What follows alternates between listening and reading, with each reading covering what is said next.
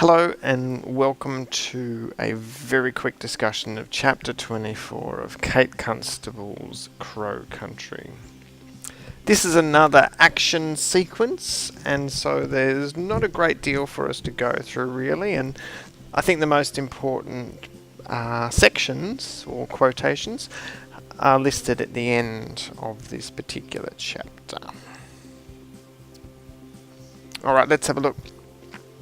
This first quotation that I've highlighted, she wished she could remember the map. Her breath tore in her chest. Wah, wah. High overhead, the black dot of a crow circled in the pale blue sky. Sadie threw her hands up. Help, crows, help us. What I like about this is it shows how desperate Sadie really is. And in this desperate state, she calls for help from the spirits. And this kind of behaviour is not normal. It's not usual for someone from Sadie's particular cultural background. And it shows her reliance then, her belief and her faith, if you like, in the spirit world that she's just getting to know. And of course there's the interesting metaphor, the breath tore in her chest. Again, we've got reference to Sadie being blindly led by these crows who she now trusts. Let's keep going and have a look at the next couple of quotations.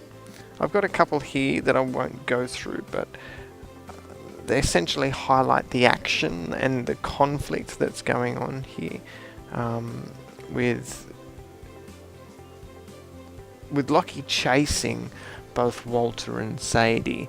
She's needing some sort of intervention. She needs something to happen to stop this, and that's what she's hoping for there. Then we get to this larger quote at the bottom of the page. Beside her, Walter stooped and threw something. The clod of dried mud shattered as it hit Lockie on the arm. He shouted out in shock. The bike slewed from under him on the slippery surface and crashed over, flinging Lockie sideways. The bike wheels spun, spitting pellets of mud into the air. The crows sent up a deafening, discordant chorus, their cries of wah, wah, overlapping in a panicked din. Lockie lay on the ground, unmoving. So this is high point in the action, and it captures the conflict really nicely. And that simple action of throwing that clod of mud, so Walter trying to protect himself essentially, is what causes Lockie's downfall. It brings him down off the bike. And you've got to take notice of some of the sound imagery and the visual imagery here, particularly when we're referring to the deafening discordant chorus and the cries, wah wah, and that panic that brings with it. And also the written or the visual description as well of the bike's wheels spinning and the pellets of mud flying all over the place. It adds to the chaos of what's going on here. And of course, this all builds up to this point here where they realise that Lockie is wounded. And this description is fantastic.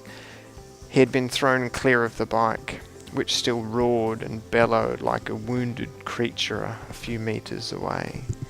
That's great because the sound imagery relates to the actions, and it captures how they might be feeling, or how he might be feeling now, how he's been knocked off his bike. He is like a wounded creature.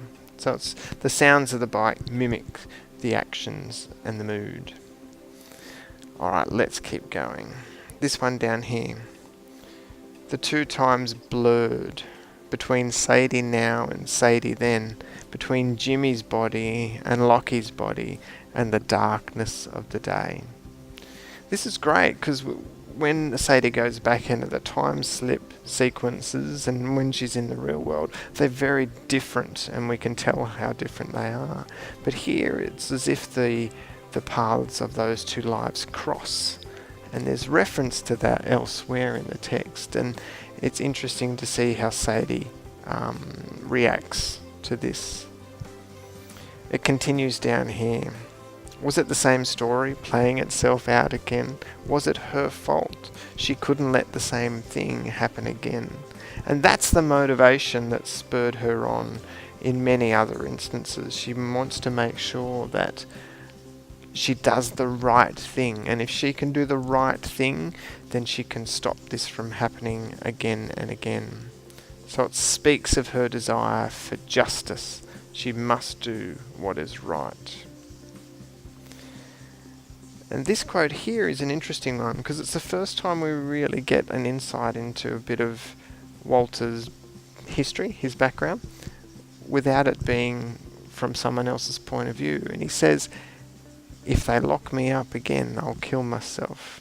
Now that's a very emotive piece of dialogue, and it reveals that Walter has been in significant trouble before, and there is justification for some of the things that have been said about him, even though they are essentially rumour. But that's a pretty horrific statement. If they lock me up again, I'll kill myself. So he's got to do whatever he can to get out of this situation. And we get this reflection here. The story tells itself again. It's as though it's just being relived again and again in this cyclical way.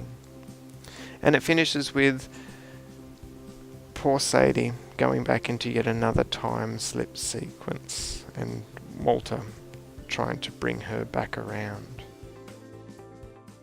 This has been an ETV production brought to you by Printable Catholic College.